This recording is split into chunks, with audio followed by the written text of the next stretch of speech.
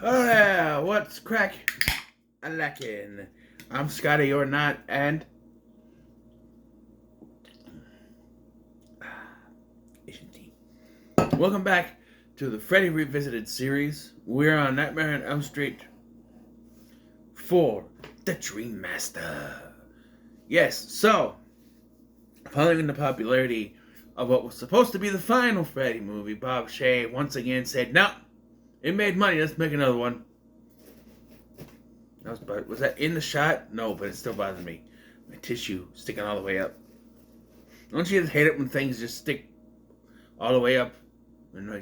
Uh, so they made another one, which was released within a year. They got Rennie Harlan, who was homeless at the time. He kept showing up at the New Line offices wanting something. Finally, they say, you know what? If this smelly man would go away and make a movie, if it gets the smelly man to go away and leave us alone, he can make the movie. Sure, fine. But the script was not finished when they started shooting, which, that leads to great movies, right?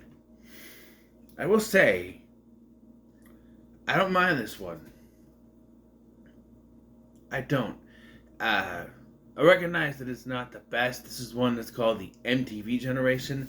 And yeah, for it, continuity-wise, supposed to be taken place way into the 90s if you count the 5-year time jump in through. It's very 80s, especially Debbie's hair. Damn it, stop slamming the door. It's pissing me off. Every goddamn day. Slamming that door. Constantly. It's annoying.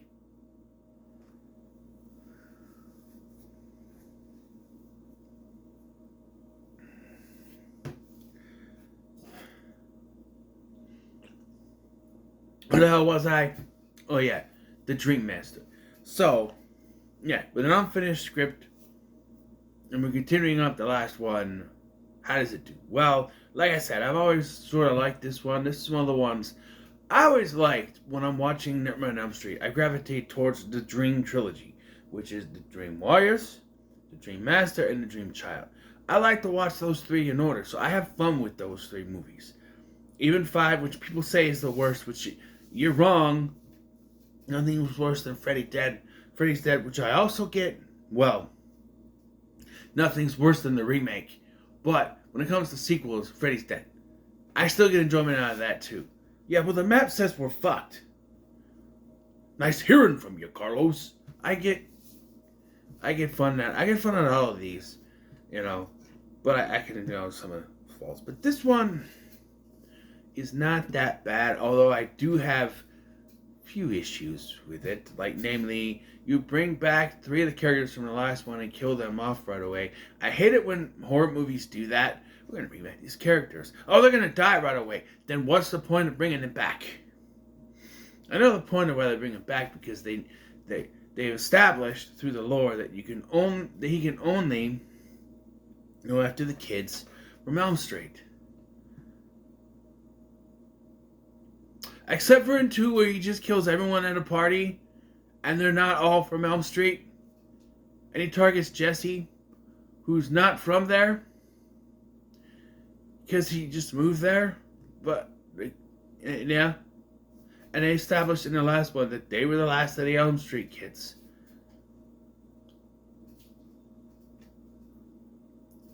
But there were more patients in that hospital, right? They weren't all, I guess. So, yeah, they kill off the 3 remaining characters from the last one.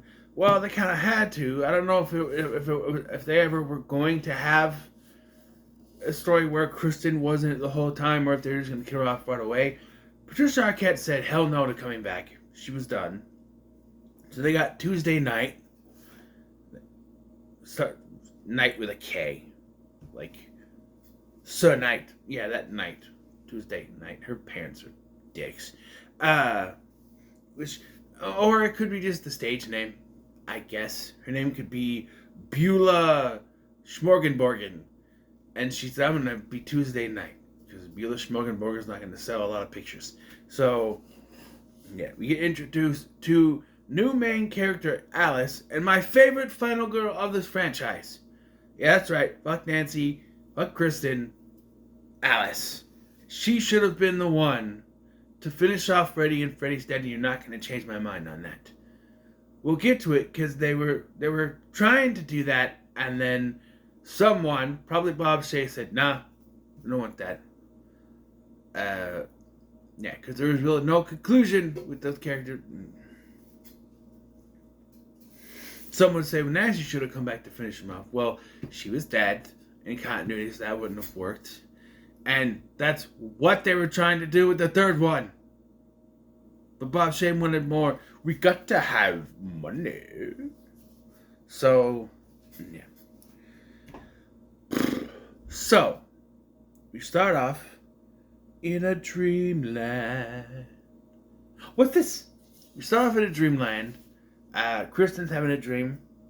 Right, well, we start with a pretty cool song by Tuesday Night, Running from This Nightmare. They said, hey, we'll put your song in the movie and then we're going to kill you off. Okay, bye. She goes, I'll do it. You put my song in the movie. Probably how it went. Hey, I'll do the movie. You kill me off, but I want my song in the movie. So they put it in there. Running from this nightmare. He has a dream of a little girl. She's at Freddy's house. And somehow the boiler room is in the basement of the house. It's not Freddy's house, but it is Freddy's house if you count Freddy's Dead, where they reveal it was his house.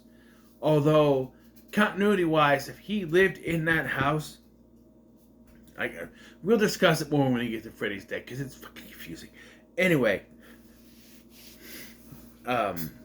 so, yeah, she has the dream. She thinks Freddy's there, so she pulls Joey and Kincaid into her dream. And they're like, no, look, Freddy's dead, all right? Look, it's cold. It's cold. And then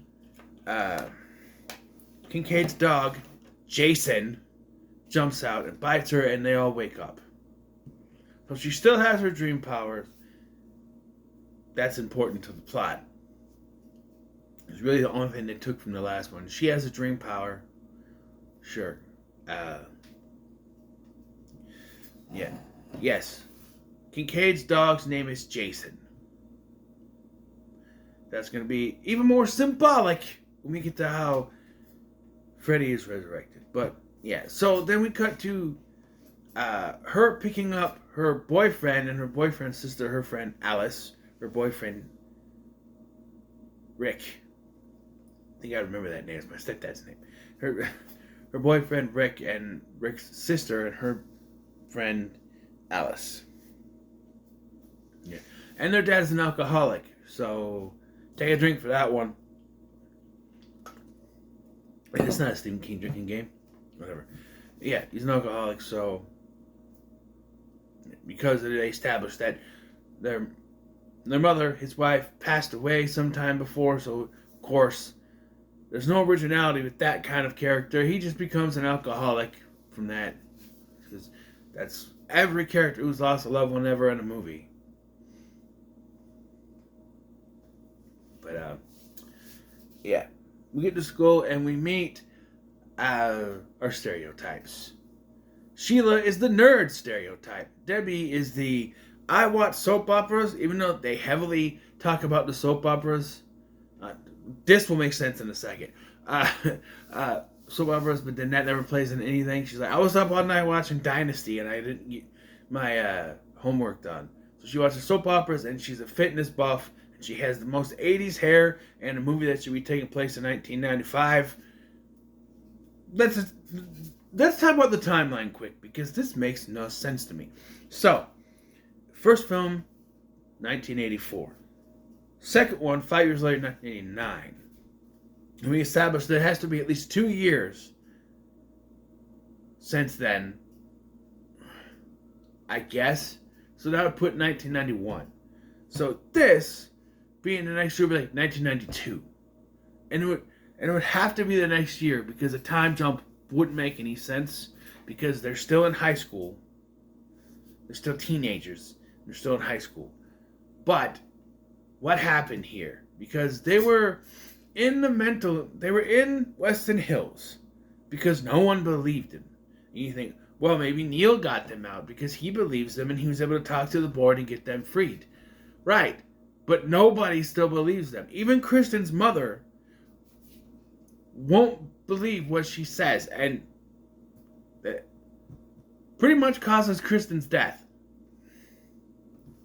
But, yeah, and they're just in high school. And not only that, enough time has passed for Kristen to not only find new friends and get a boyfriend on top of that and be established as in these people's lives.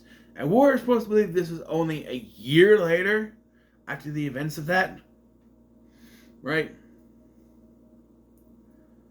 For 1992, this is a very 80s looking clothes. It's very 80s overall. It's like the most 80s that this franchise gets, actually.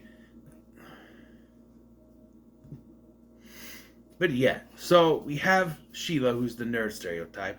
Debbie is the pumping iron, working out, watching Dynasty, rock and roll 80s chick. And we meet Dan, who is the jock, but also Rick, the boyfriend slash brother. Maybe don't say it like that. Kristen's boyfriend and Alice's brother. He does karate. Anything. Whatever thing. I don't know.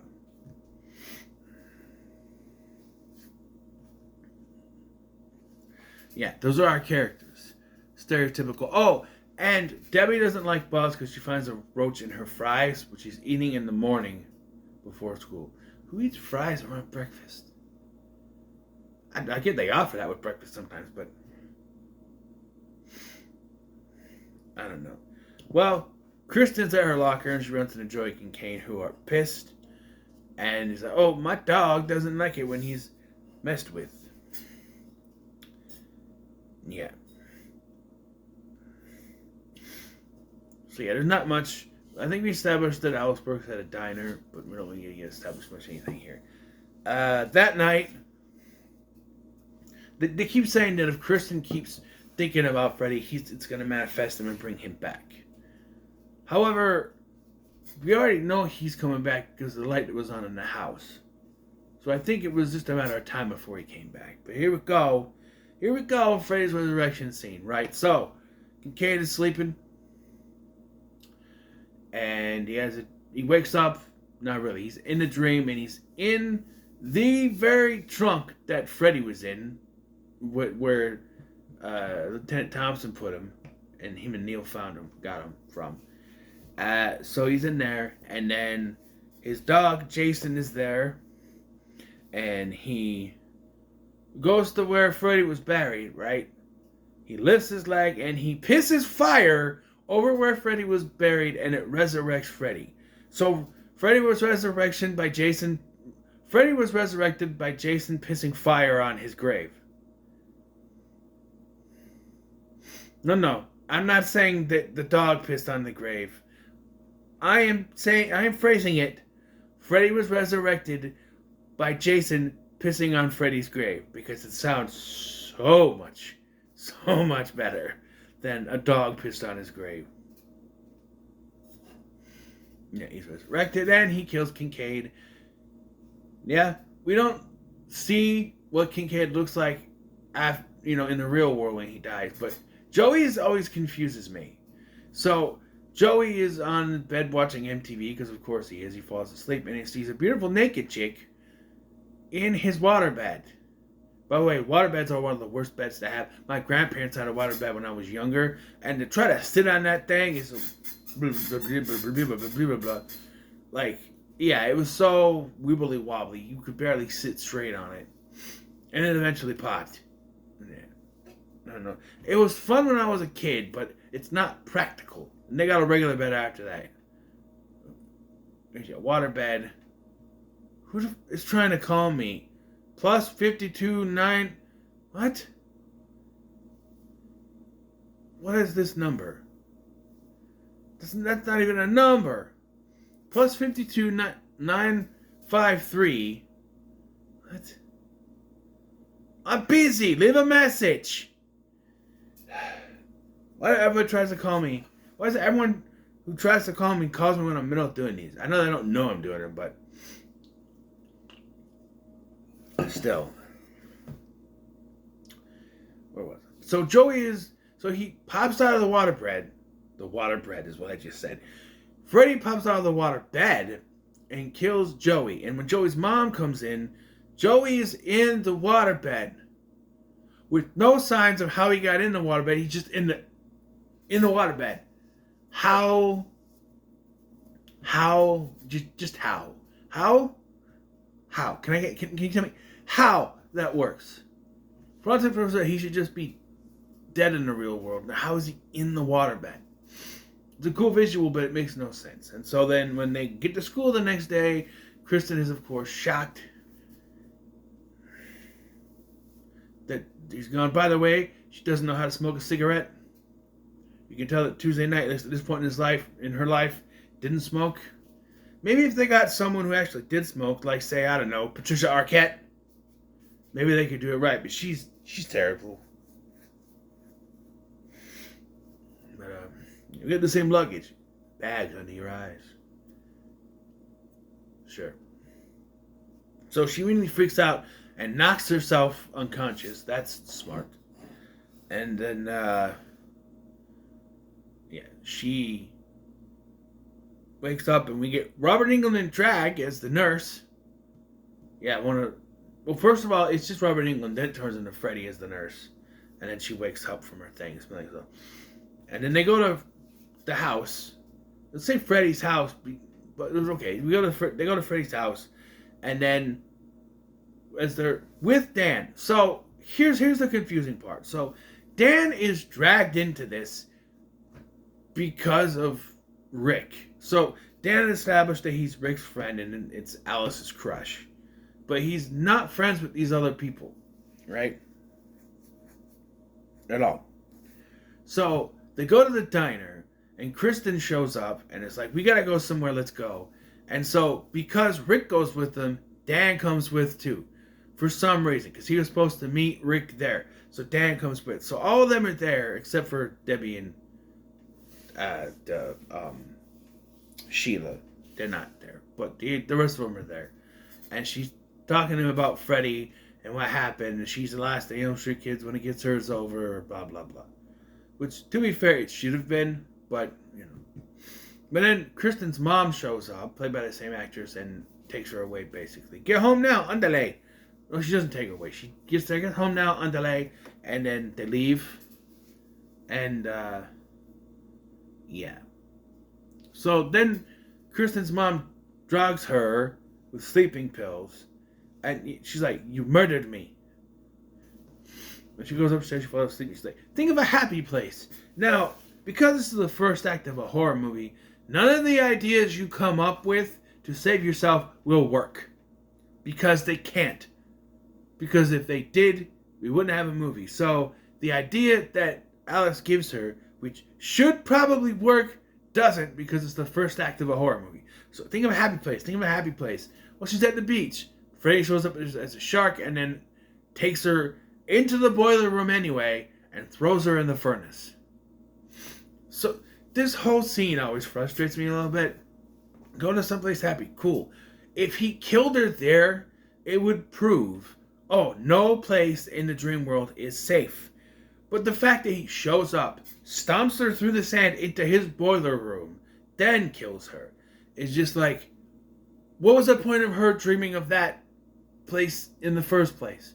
Why couldn't she say she tried to do it and it didn't work and she still ended up in Freddy's because I control the dreams, bitch? That would make more sense instead of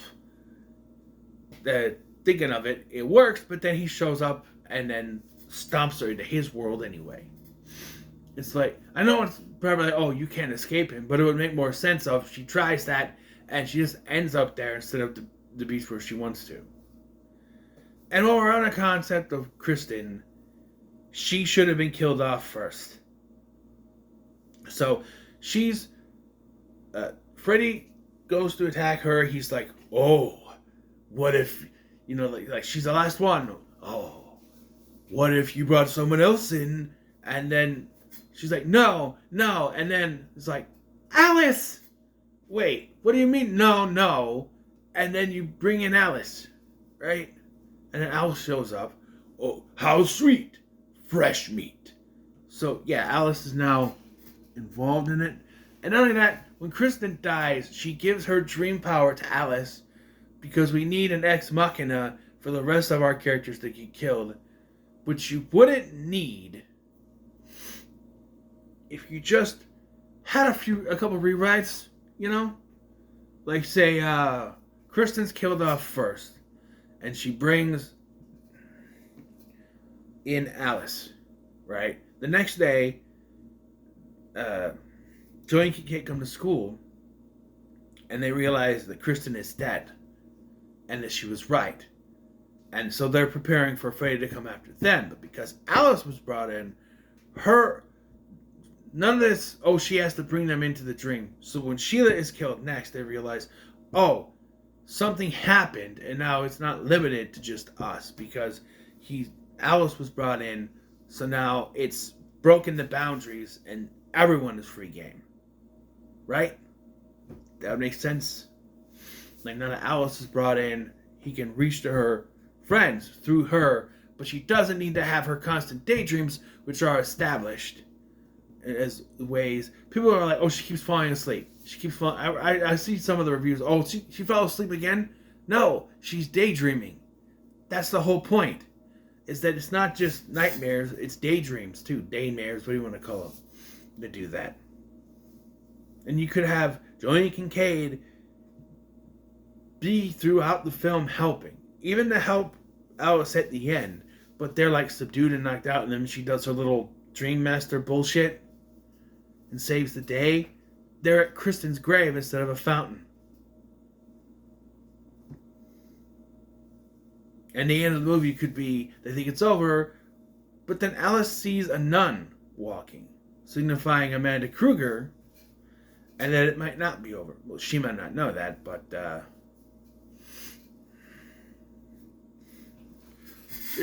it just, that would set up perfectly the next one when the nun is a big part of that one. But, although, I don't know what I would do with Joey and Kincaid in the next one. Maybe they moved away. I don't know. Maybe they would get killed off at the beginning. I don't know. But they could help. They could probably replace Mark, and there's no other guy characters. They could replace Mark as guy characters. Maybe Joey could be the comic book guy, right? Who knows?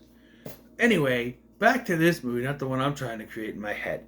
So, Kristen's dead. It's moved to Alice. And Alice, of course, has her daydreams. And,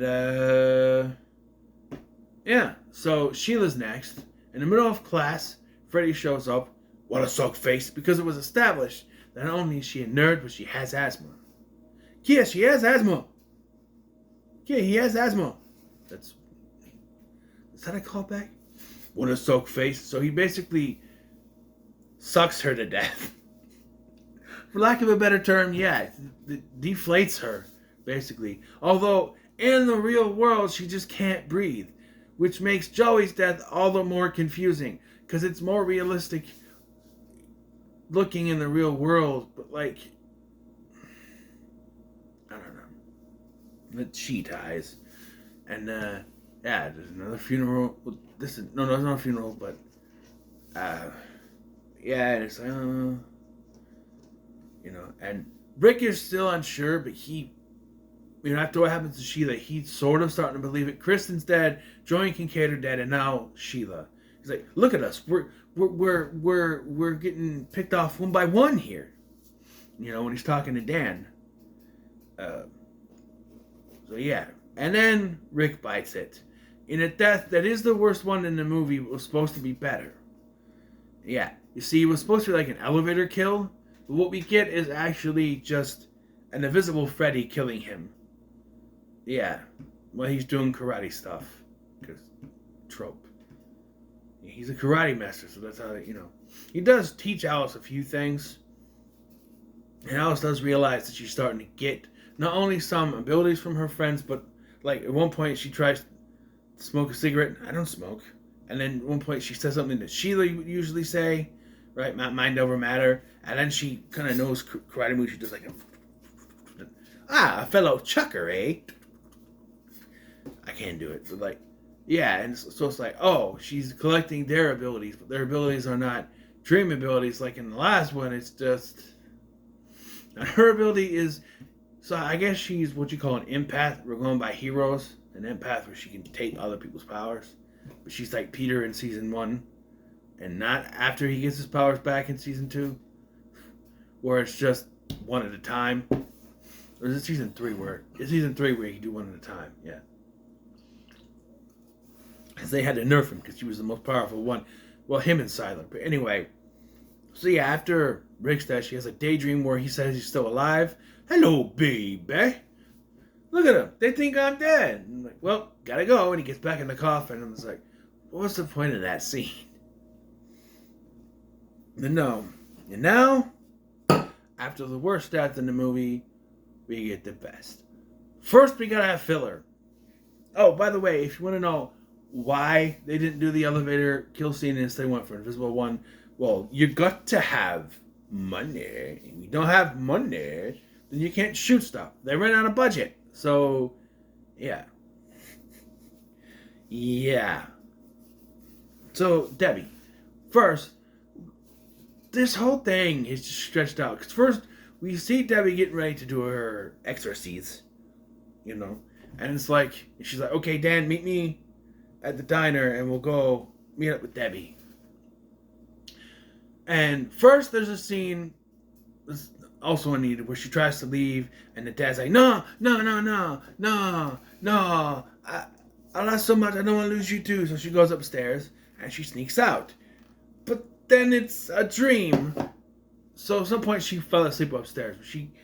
It's really weird too, because she leaves her room, goes into another room, where the lights are on, and jumps out the front. I think it's Rick's room, because he does that at the beginning of the movie. So it's Rick's room. And his light is on for some reason. She jumps out and then she runs to the diner. Rick is not there, but instead she has a dream sequence where Freddy is eating meatballs. Suddenly he's getting stronger because of that. And she sees an old version of herself because they said earlier she's going to be working there forever. Which, this dream doesn't do shit because she's still working at the diner in the next one. So what was the point of that nightmare sequence, huh? I don't know. And yeah, then that's the dream. So then she wakes up. And then she's still in a dream. Because we get a scene that confused the hell out of me when I first watched this. She comes running up to Dan. We gotta go. We gotta save Debbie. Like, he's going after Debbie. We gotta save Debbie. They get in the car and they drive. We see Debbie getting ready. And Debbie's kill is my personal favorite of the entire franchise. John Carl Buechler, or is it? It's Bugs. So it's probably Screaming Mad George, actually. If you think about it, it's Bugs. And who does Bugs better than Screaming Mad George?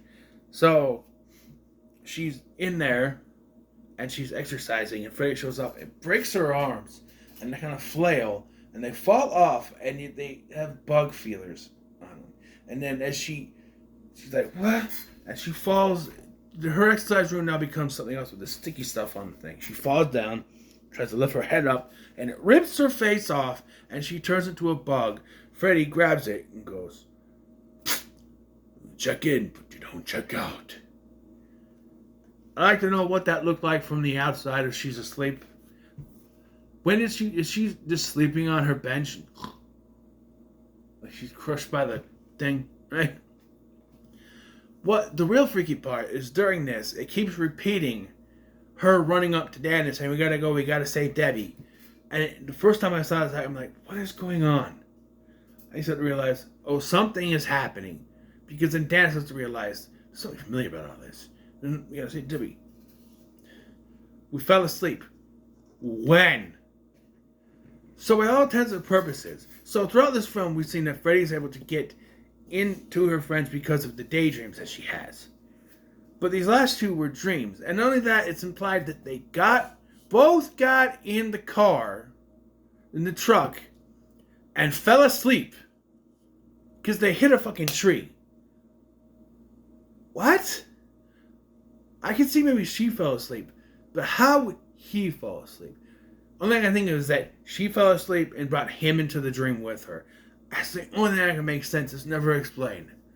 But then he's taken to the hopsicle by an ambulance. And they say, no sedation. And she gets there, and her dad is there.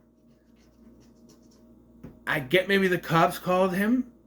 How did he get there, though? Because he was obviously drunk before. I mean, they say that when something happens like that, you sober up, but you're not really sober. Your alcohol level, you just feel sober, but your alcohol level is still there, right? I'm just saying. But she decides she's gonna go face Krueger. Now, throughout the film, she's had this thing where her mirror is covered up with pictures, and as her friends die, she takes them off. Now she's sitting there. We have a Rocky montage where she's getting dressed and ready to go. I'm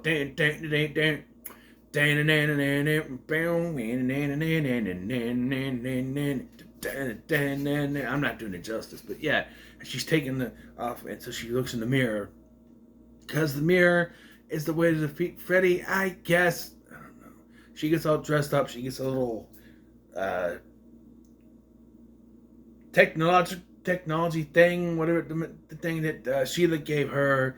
She's wearing like the denim jacket, which I think is the Debbie. She puts her hair up, bandana thing for Rick, and then she's like, fucking yay. Yeah, a little Rocky montage. Meanwhile, Dan's gonna be killed by Freddy over here. Because Freddy shows up while they're doing their surgery because they put him under. And they're trying to fix it. Yeah, whatever. He got cut. I don't know where it was. But then she shows up. How did she get there? Did she just fall asleep? She take a sleeping pill or something? By the way, you'd think that Neil would prescribe those kids Hypnosil. But I think we established that they never actually used it to begin with. So I don't know. So yeah, she shows up and she fights Freddy. And but Dan wakes up from his surgery because there's a complication. But he's fine when they wake him up. I don't know. You'll put him back under. It's gonna be all right. And so she faces Freddy in this church, which will mean more in the next one, I think. And she uses the mirror. When I lay me down to sleep, the master of dreams, my soul to keep, which is not how it goes. And she finishes the rhyme, and Freddy is sucked away by the mirror, and all the people that souls that he's brought suck him into hell, basically. And it's just his sweater, hat, and glove left. Yeah. Keep in mind that Freddy he was in Kristen's mirror in the last one. He's been in mirrors before. But the mirror, maybe the whole thing is that she said the rhyme thing in front of the mirror, and that's what killed him, not just the mirror. I don't know. But of course, Bob Shea said, hey, we gotta have another tease. We can't just say that's the end. No. We got another tease. So we see her and Dan walking in front of a fountain. He's like, make a wish. And he flips the coin, and you see Freddy's reflection. And as it drops in, she's like, and he's gone. And what'd you wish for? She goes, I can't tell you, it won't come true. And then they walk off, and you get the song. Hands on me, which was Debbie's workout music. Cool. Don't know why it ends like that. I don't know. Maybe Running from This Nightmare wouldn't have worked if they played it again. I don't know. But yeah, there it is. Nightmare on Elm Street 4, The Dream Master. And to me, it's not that bad. I can have fun with it. But I'll still give it a middle of the road. I think it's decently made. I think it works for what it was trying to do, but there's still a lot of confusion, like how much time has passed between the last one, if she's got a whole new set of friends, and a boyfriend and everything is established at the school. That only take a year? I don't know. But, well, it's even confusing when we get to the next one, I guess. But, yeah. So, what are your thoughts on Nightmare on Elm Street 4, The Dream Master? Leave a comment, so much, like, share, and subscribe. Thank you for watching. I'm Sky, and I'll see you in the next one.